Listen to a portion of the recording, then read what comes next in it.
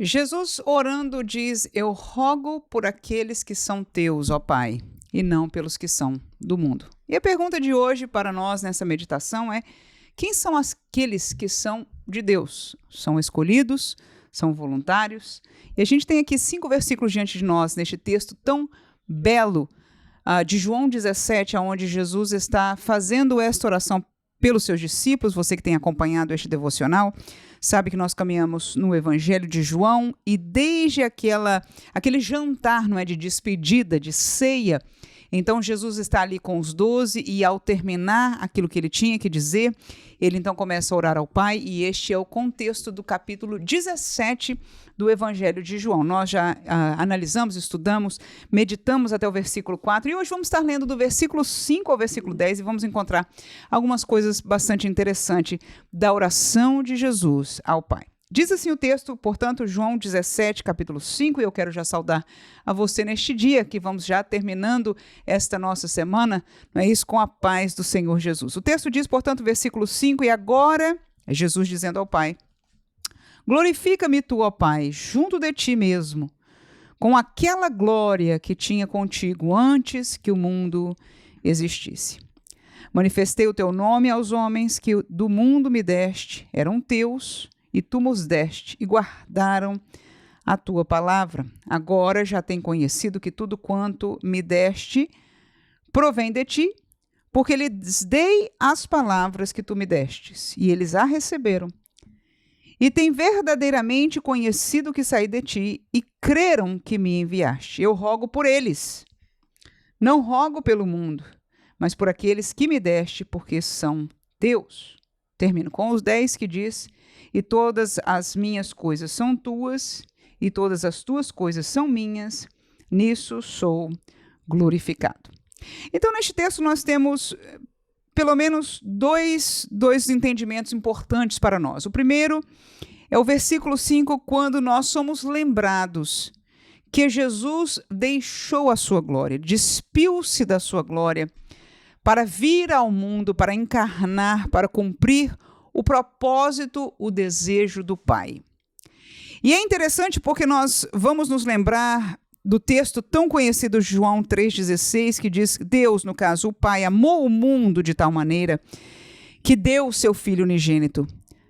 Portanto, Deus Pai foi aquele que, por amor ao mundo, enviou a Jesus. E você vai ver aqui, porque num versículo, eu chamei a atenção, que Jesus agora roga por aqueles que são de Deus e não por aqueles que são do mundo. Okay? Mas Deus Pai, por amor ao mundo, enviou a Jesus. E Jesus se desfez da sua glória e veio encarnar-se, tomar forma de homem. E agora ele diz: Pai, eu te peço que o Senhor me glorifique outra vez junto de ti, com a glória que eu tinha, e aí ele faz questão de mencionar algo muito interessante, antes que o mundo existisse. Aleluia. Então Jesus nos lembra outra vez de que ele é eterno. Jesus não teve um princípio, ele não foi gerado. Antes que tudo que fora criado foi criado, ele já existia junto ao Pai. Amém? E essa é a primeira lembrança interessante para nós e que fortalece a nossa fé, uma vez de que alguém possa ter conceitos diferenciados, mas Jesus nos ensina isso. Aí ele continua a dizer: olha, eu manifestei o teu nome ao mundo, né? Aos homens que do mundo, em verdade, o Senhor me deu, eles eram teus. Ora, aí vem a pergunta: quem eram os de Deus no mundo? O Senhor me deu, diz Jesus aqui ainda no versículo 6, e eles guardaram a tua palavra. E aí voltamos a perguntar aquilo que sempre nós nos questionamos, porque quando eu leio isso, eu me pergunto, mas então existiam assinalados de Deus e não é isso que Jesus falou. Mas sim, ele disse que haviam homens no mundo que eram de Deus e Deus deu a Jesus. Mas o versículo 8 nos esclarece este processo que Jesus viveu com estas pessoas. Diz o seguinte: eu lhes dei as palavras que tu me deste. Sim, Deus trouxe uma revelação para nós da verdade espiritual, da realidade espiritual do ser humano. Nós, em Adão e Eva, pecamos, a realidade da criação foi transtornada pelo pecado, e nós só temos o conhecimento destas coisas porque Deus nos revelou, porque permitiu que este livro estivesse escrito. Nós somente conhecemos sobre a criação que está escrito em Gênesis porque Deus permitiu que Moisés conhecesse isso, lhe fosse revelado e que ele escrevesse neste livro.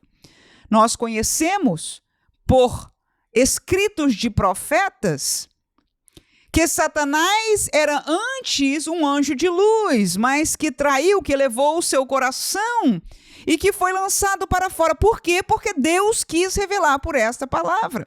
E toda a realidade espiritual Deus revelou por esta palavra. Agora Jesus diz, olha, eu vim e eu dei as palavras que tu me deste. Ou seja, Deus já tinha algo revelado e passou a Jesus a oportunidade, talvez não seja a melhor palavra, mas a comissão de trazer mais desta revelação, inclusive na sua própria pessoa, o Novo Testamento, não é isso? Então, ele passou esta comissão para Jesus e Jesus veio e agora, terminando este projeto, ele diz, eu dei para eles as tuas palavras. E eles a receberam. Veja, então existe um grupo de pessoas que está no mundo, o mundo ao qual o Pai amou. Deus amou o mundo de tal maneira, mas dentre este mundo, a palavra de Deus foi revelada. Aqui mesmo Jesus disse, enquanto eu estive aqui, eu lhes dei as palavras que me destes. Amém? Aí ele diz, e eles a receberam. Este é o primeiro passo de ser de Deus. Porque a pergunta é, quem são as pessoas de Deus? Eu e você podemos dizer, nós somos de Deus. Mas como é que nós somos de Deus? Por este mesmo processo que Jesus fala aqui. E ele diz, eu lhes dei as palavras, que ali Jesus falou de um grupo a quem ele deu, mas esta palavra, esta revelação foi dada já desde lá no Antigo Testamento e houveram pessoas que receberam, foram dadas a Israel, e Israel em sua maioria recebeu e viveu dentro daquele concerto, mas algum outro, você sabe da história de Israel, se perdeu, não é isso? Saiu do contexto, pecou, foi extirpado, ou foram apedrejados, ou perderam-se de alguma maneira.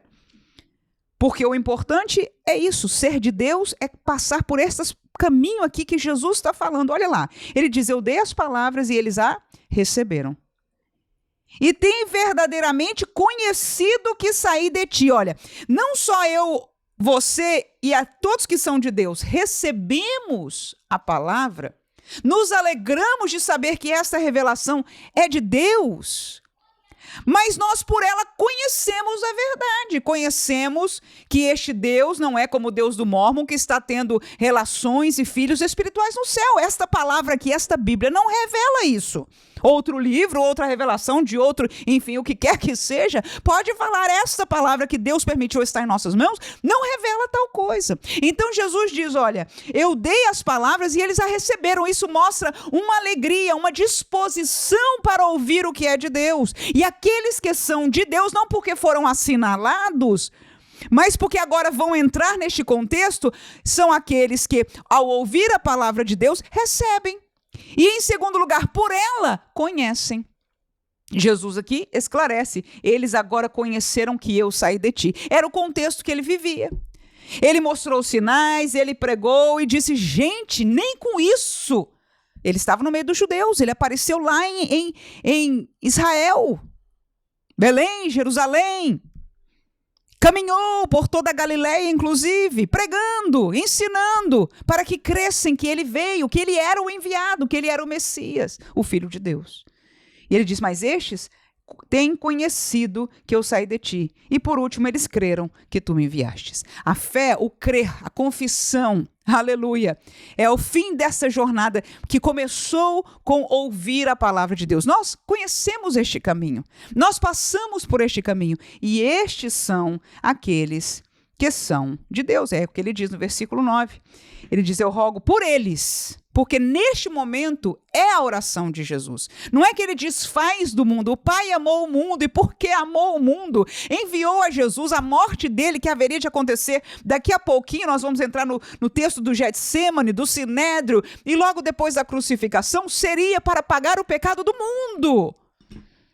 Mas aqui Jesus disse, eu estou rogando neste momento, não pelo mundo, mas por aqueles que são seus. Porque ele vai fazer um rogo especial, nós vamos estar lendo isso daqui há alguns dias. Mas por aqueles que me destes, porque são teus. E volto a perguntar, quem são os de Deus? Aqueles que tu me destes. Mas eu achei tão interessante, no capítulo 8 de Romanos, versículo 29, eu estou considerando que Romanos seja o próximo livro que nós estudemos, diz, porque os que dantes conheceu, também os predestinou para serem conforme a imagem do seu Filho.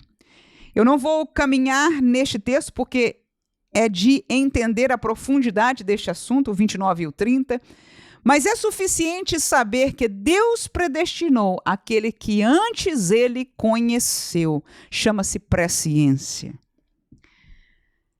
Deus sabia antes que aquela pessoa receberia a palavra, que aquela pessoa seria fiel a ele. Isso é saber antes, presciência, o que ele conheceu, porque a dimensão de Deus não é a que nós vivemos, chamada tempo. Para nós, amanhã só vai chegar amanhã. Deus já conhece o amanhã, ele pode ver o amanhã. Para nós, o tempo de Abraão eu não sei nem, eu perdi as contas de quantos anos para trás. Vocês que são mais estudiosos deste contexto de datas históricos podem me dizer, me lembrar, por favor, há quantos anos viveu Abraão? E para nós é uma antiguidade quase inalcançável, que desconhecemos inclusive muitas coisas da história daquele período, mas para Deus isso é ontem. E eu estou tirando este conhecimento da própria palavra de Deus. A dimensão de Deus é fora, chama-se a dimensão da eternidade. E aqueles que ele conheceu, ele predestinou, no sentido de que ele predestina a igreja, os que são dele. Agora, para ser dele, enquanto ele predestinou a igreja, enquanto elegeu a igreja, os indivíduos têm que entrar neste contexto. Os indivíduos podem entrar e sair. E por que eu sei disso? Porque o evangelho e a salvação é oferecida. Porque a palavra é ensinada para quê? Para que alguém possa receber e outro não receber. Para que alguém por ela possa conhecer e outro recebeu, mais como a história das sementes, né? Nos solos diferentes. Outro, recebeu, mas não quis conhecer, não se aprofundou. Mas alguém conheceu, não é isso? Recebeu, conheceu e deu fruto. Fruto de quê? De crer, aleluia. E de entrar neste caminho estreito. Que Deus nos abençoe neste dia. Porque a verdade do evangelho não mudou, aleluia. Não vamos cair no engano para nós não entendermos nem de dentro e livres de toda responsabilidade, nem de fora e agora sem solução. Não. O caminho Jesus deixou bem claro aqui. Aleluia. Quem são os de Deus? São aqueles que, ao ouvir as palavras que o Pai enviou, esta revelação, eles receberam. Amém? Eles por ela conheceram a Deus, conheceram o caminho de Deus e por fim eles creram. E quando nós passamos por este caminho, e Deus já sabe que nós entramos por ele, aleluia, que nós fomos aqueles que recebemos, aleluia, e somos aqueles que perseveramos. Ele não ditou quem perseveraria, eu e você temos responsabilidade pela Bíblia Sagrada de perseverar e daremos conta. E se chegarmos até o fim, então pela graça de Deus entraremos. Glória seja dada ao nome de Jesus. É por isso que é laboroso, é difícil, mas nós perseveramos. E Ele já conhece quem chegou. Eu não conheço. Eu peço ao Senhor, me ajuda, porque eu quero chegar lá. Você quer fazer essa oração comigo hoje? Senhor, me ajuda, me mantém de fé. Mantenha a minha fé, não me deixa vacilar. Pelo contrário, permita-me chegar e que neste caminho eu possa ainda também compartilhar, testemunhar, não é? Para alguém ser de bênção para a vida de alguém. Que Deus abençoe você neste dia, neste fim de semana, que Deus te use na sua igreja, né? Talvez você tenha uma posição que você possa compartilhar a palavra, como professor de escola dominical, ou algum obreiro, né? Seja até um pastor que na sua congregação você vai estar pregando, mas você pode estar somente ao lado de alguém, que o seu aleluia, aleluia, que o seu glória a Deus, que o seu cantar exalte, né? Exale tanta graça que o que está ao seu lado, aquele que escutou ali mais adiante, comece a ser cheio, comece a ser, né, comovido para entrar na mesma dimensão. E nós, no pouco ou no muito, aos olhos humanos, possamos juntos servir ao Senhor com alegria neste fim de semana. Nós que somos dele. Aleluia, porque cremos. Amém.